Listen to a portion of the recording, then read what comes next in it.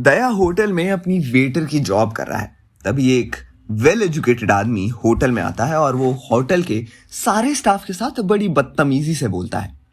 उस well educated आदमी का नाम सुशील है। सुशील होटल के सारे वेटर के साथ बड़ी बदतमीजी से बोलता है क्योंकि सुशील वहां आता जाता रहता है, तो सभी वेटर उसे जानते हैं और सभी वेटर सुशील का ऑर्डर लेने से मना करते हैं। तब दया सभी वेटर्स को कहता है कि ये हमारा फर्ज है, जो भी हमारे होटल आए हम उनका सम्मान करें। तुम लोग उनका ऑर्डर लेने नहीं जाते तो कोई बात नहीं, मैं उन सर का ऑर्डर लेकर आता हूं। दया सुशील के पास जाता है, उससे उसका ऑर्डर मांगता है। सुशील कहता है तुम्हारे होटल में जो भी सबसे एक्सपेंसिव है वो ले आओ। दया कहता है सर अभी लाया। दया जाने ही लगता है कि सुशील दया को पीछे से आवाज लगाता है। सुशील कहता है ओए वेटर सुन, भूखा तो तूने मार ही दिया, अब पीने को तो कुछ ला दे। दया कहता है अभी लाया सर। सुशील के लिए पानी लेकर आता है और गलती से वो पानी सुशील के ऊपर गिर जाता है। सुशील दया को इतनी सी बात के लिए बहुत डांटता है और डांटते डांटते वो उसे अनपढ़ भी बोल देता है। दया सुशील को कहता है सर आप ऐसे मेरी शिक्षा पर सवाल नहीं उठा सकते। सुशील कहता है क्यों, तू क्या कहीं का कलेक्टर है जो तुझे पढ़ाई के लिए कुछ ना बोलो? तू अनपढ़ है, अनपढ़ है, अनपढ़ है। तभी होटल का मालिक बहादुर सिंह आता है और वो सुशील को प्यार से समझाता है। फिर अगला दृश्य दिखाया जाता है रात के समय। दया अकेले में बैठा कुछ सोच रहा होता है। तभी मलिंगा दया के पास आता है।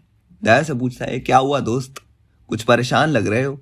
दया कहता है कुछ नहीं मलिंगा यार, आज होटल में किसी ने पढ़ाई को लेकर खूब सुनाया, काश मैं बचपन में पढ़ पाता। मलिंगा कहता है लो बस इतनी सी बात, तो क्या हुआ यार तुम अब पढ़ लो। दया कहता है अब मैं कैसे पढ़ सकता हूं? मलिंगा कहता है आज के समय में सब हो सकता है। दया कहता है पर अगर मैं पढ़ लूंगा तो मेरी नौकरी चली जाएगी और अब तो मेरे घर में स्थिति सुधार होने लगी है, फिर से अपने माँ बाप के हाथ से निवाला नहीं छीनना चाहता। मलिंगा कहता है नहीं मियाँ, ना तो तुम्हारी नौकरी छूटेगी और तुम पढ़ाई कर सकते हो। दया कहता है ऐसा सच में हो सकता है? मलिंगा कहता है हाँ दोस्त ऐसा हो सकता है। फिर मलिंगा दया को सारी बात बताता है कि किस तरह वो पढ़ाई के साथ साथ नौकरी कर सकता है। अगला दृश्य दिखाया जाता है जब दया सुबह तो वेटर की नौकरी करता है और रात में वो अपनी पढ़ाई पूरी करता है। ऐसे में बीच में एक गाना भी आता है जिसमें दया पढ़ाई भी कर रहा है और नौकरी भी, और गाने के अंत तक दया एक पुलिस ऑफिसर बन जाता है। पुलिस वाला बन जाने के बाद दया का दोस्त मलिंगा उससे मिलने आता है। मलिंगा को देखकर दया मलिंगा के गले लगता है। दया मलिंगा को कहता है धन्यवाद दोस्त, अगर उस दिन तुम काम के साथ साथ मुझे पढ़ने का विचार ना देते तो शायद आज मैं इस मुकाम तक ना पहुंचता। मलिंगा कहता है अरे दोस्त ऐसा कुछ नहीं है, ये तो तुम्हारी मेहनत का नतीजा है।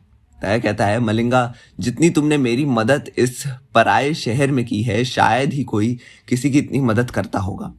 मलिंगा अपनी आंख साफ करते हुए और हल्का सा आंसू बहाता हुआ दया को कहता है रुलाएगा क्या? अब दोस्त इतने में दया को एक हवलदार बुलाने आता है। मलिंगा दया को कहता है चल दोस्त अब तू अपने काम पर ध्यान दे, मैं भी अपने काम पर जाता हूँ। फिर मलिंगा अपने काम पर चला जाता है और दया भी अपने काम पर लग जाता है। कुछ सालों बाद का दृश्य दिखाया जाता है जब दया लाखों मुजरिम का एनकाउंटर कर चुका होता है और पुलिस फोर्स में वो अब एक जाबाज पुलिस बन चुका है। एक दिन सीनियर ऑफिसर मदन दया को अपने ऑफिस में बुलाता है। दोस्तों क्या लगता है आपको, सीनियर ऑफिसर ने दया को अपने ऑफिस में क्यों बुलाया होगा? जानने के लिए देखते रहिए हमारा चैनल बॉलीग्राज स्टूडियोज।